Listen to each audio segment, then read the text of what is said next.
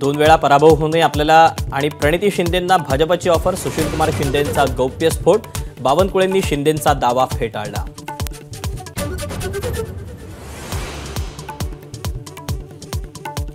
पंतप्रधानांकडून मराठ्यांनी अपेक्षा सोडून द्यावी, महाराष्ट्रात येऊन काय फायदा झाला, मनोज जरांगेंची थेट पंतप्रधान मोदींवर टीका.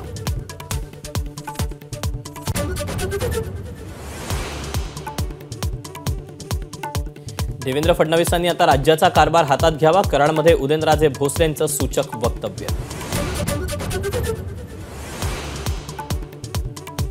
उपमुख्यमंत्री देवेंद्र फडणवीसांची संजय राऊतांवर बोचरी टीका, मुंबईत काही रेडे मोकाट सुटले, त्यांचा बंदोबस्त करण्यासाठी उपाय सुचवा, फडणवीसांचा राऊतांवर निशाणा.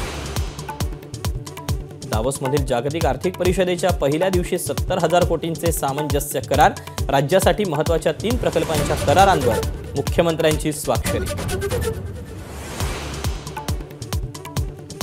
राहुल गांधींचं प्रकाश आंबेडकरांना भारत जोडो न्याय यात्रेत सहभागी होण्याचं निमंत्रण, आधी इंडिया आघाडीत घ्या मगच भारत जोडो यात्रेत येतो, आंबेडकरांची अट.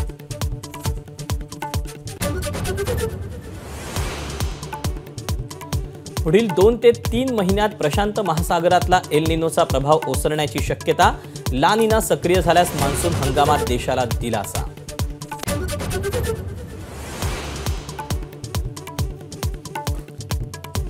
अयोध्येतील राम मंदिरात रामलल्लाच्या मूर्तीचा गृहप्रवेश, 22 जानेवारीला प्राणप्रतिष्ठा, पूजा विधींनाही सुरुवात.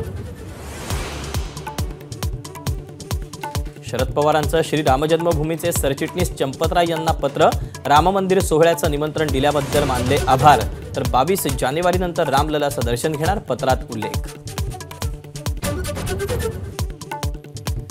सेन्सेक्स 1628 अंकांनी कोसळला, 16 महिन्यातील सर्वात मोठी घसरणीमुळे गुंतवणूकदारांचं 4,33,000 कोटींचं नुकसान. एबीपी माझा, उघडा डोळे बघा नीट.